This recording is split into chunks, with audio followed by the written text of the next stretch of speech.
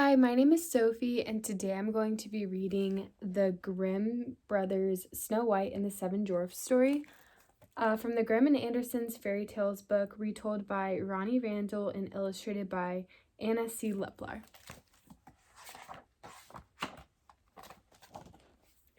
One day, as snowflakes fell, a queen sat sewing by her window. Suddenly, the needle pricked her finger, and 3 drops of blood fell onto the snow.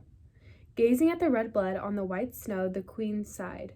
I wish I had a child as white as snow, as red as blood, and as black as the wood of the window frame. Months later, the queen gave birth to a beautiful little girl who had skin as white as snow, cheeks as red as blood, and hair as black as ebony wood. She was called Snow White. Sadly, the queen soon died. The king married again, and the new queen was beautiful but vain. Every day she stood before her magic mirror and asked, Mirror, mirror on the wall, who is the fairest one of all? The mirror always replied, You, O queen, are fairest of all. But little Snow White grew more lovely with each passing year. At last the day came when the queen's magic mirror said, You, O queen, are fair, it's true, but Snow White is now fairer than you. The queen was filled with jealous anger. No one can be more beautiful than I am, she snarled. The queen summoned her huntsman. Take Snow White into the forest and kill her, said the wicked queen. Bring me her heart in this chest. So the huntsman took Snow White deep into the forest. He drew out his knife, but when he looked at Snow White, he could not do it. The huntsman killed a wild pig, but put its heart in the chest and returned to the castle. The wicked queen was pleased, for she was sure that Snow White was dead.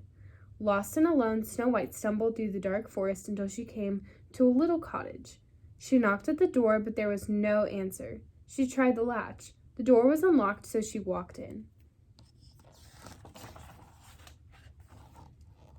Inside, she found a little table set with 7 little plates of food and 7 little cups of juice. Snow White was hungry and thirsty, so she took a tiny bite from each plate and a tiny sip from each cup.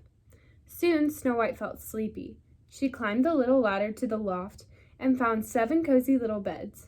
She lay down on one of them and fell fast asleep. The cottage belonged to 7 dwarfs who worked in the gold mines. Imagine their surprise when they came home to find a stranger asleep in the cottage. And imagine Snow White's surprise when she awoke to find 7 pairs of eyes staring at her. When Snow White told the dwarfs her story, they felt sorry for her.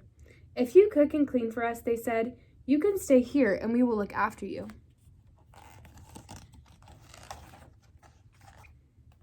The next day, the dwarfs went to work in the mines. Snow White cooked and cleaned in the little cottage. But back at the castle, the wicked queen was looking in her magic mirror. This time the mirror said, Snow White is as lovely as she is good, and she lives with the dwarfs deep in the wood. The queen was furious. She decided to kill Snow White herself, so she dressed up as a peddler woman and went to the dwarf's cottage with a basket of ribbons. Pretty ribbons to buy, she called. Snow White saw the peddler woman and invited her into the cottage. Let me lace your dress with a pretty ribbon, said the peddler woman. And she threaded a blue ribbon through Snow White's dress. Then she pulled it so tight that Snow White could not breathe, and she fell down as if dead. When the dwarfs came home that evening, they found Snow White laying pale and still on the floor. But when they untied the bodice lace, she began to breathe, and her cheeks grew rosy once more.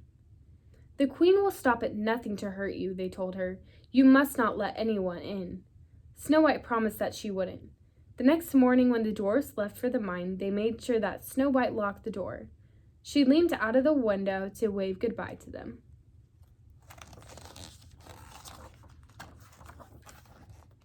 Back in the castle, the queen went to her magic mirror again. This time, the mirror said, Fair Snow White, who lives in the wood, is still as lovely as she is good. Trembling with anger, the wicked queen made a magical potion. With the potion, she poisoned a pretty hair comb. Then she set out for the dwarf's cottage, dressed as a poor peasant woman. Pretty combs to buy, she cried. Snow White opened her window. I cannot let you in, she said. Then come outside and let me comb your beautiful hair, said the peasant woman, showing Snow White a beautiful jeweled comb. Snow White went outside. As the poison comb touched Snow White's beautiful black hair, she fell to the floor as if she were dead. That night, when the dwarfs came home, they found Snow White lying in the cottage garden. At first, they were in despair, but then one of them noticed the comb. "The evil queen has been up to her nasty tricks again," said the eldest dwarf, kneeling down to look. Very gently, he took the comb out of Snow White's hair. She soon revived, and her pale cheeks grew rosy again. "The queen will stop at nothing to hurt you," the dwarfs told her. "You must not let anyone in, and you must not go outside." Snow White promised that she wouldn't. The next morning, when the dwarfs left for the mines, they made sure Snow White locked the door, and they kept the key. This time, when the queen's magic mirror told her that Snow White was still alive, she roared with fury. The wicked queen made a magical potion. With the potion, she poisoned one half of a rosy apple. Then she set off to the dwarf's cottage dressed as an apple seller. "Sweet rosy apples to buy," she called outside the window, but Snow White remembered the dwarf's warning. "I cannot let you in, and I cannot come out," she said. "Where is the harm in a sweet rosy apple?" asked the apple seller. "Look, I will take a bite from this side. It is so sweet and juicy. Taste it for yourself." Snow White took the poisoned apple. The moment she bit the poisoned apple, she fell down, lifeless. When the dwarfs found Snow White lying on the floor again, they did everything they could to try to wake her. They loosened her laces, they combed her hair, they washed her face, but she was still and cold. But the dwarfs did not have the heart to put poor Snow White into a cold grave. Instead, they made her a beautiful casket of glass. They wrote on it in gold letters that she was the daughter of a king. They set the coffin among the grass and the flowers outside their cottage. There they kept watch over her day and night. As time passed, Snow White remained as beautiful as ever. She looked as if she were sleeping peacefully in her glass coffin. One day, a prince came riding through the forest. When he saw Snow White, he instantly fell in love with her. He begged the dwarfs to let him take the casket to his palace. At first, the dwarfs would not agree, but the prince pleaded with them. "I will love her dearly forever," he promised, and at last the dwarfs agreed. As the dwarfs lifted the casket, they stumbled. Suddenly, a piece of poisoned apple fell from Snow White's mouth, and her eyes opened. Snow White was alive! Of course, the moment Snow White set eyes on the prince, she fell in love with him, and when he asked her to marry him, she happily agreed. Everyone was invited to the wedding, including Snow White's stepmother. But when the wicked queen looked into her magic mirror, it said, "You, O queen, are fair, it is true, but there is still one still fairer than you. The bride that the prince will marry tonight is none other than the lovely Snow White." The wicked queen was so enraged that she fell down dead, and Snow White had nothing to fear ever again.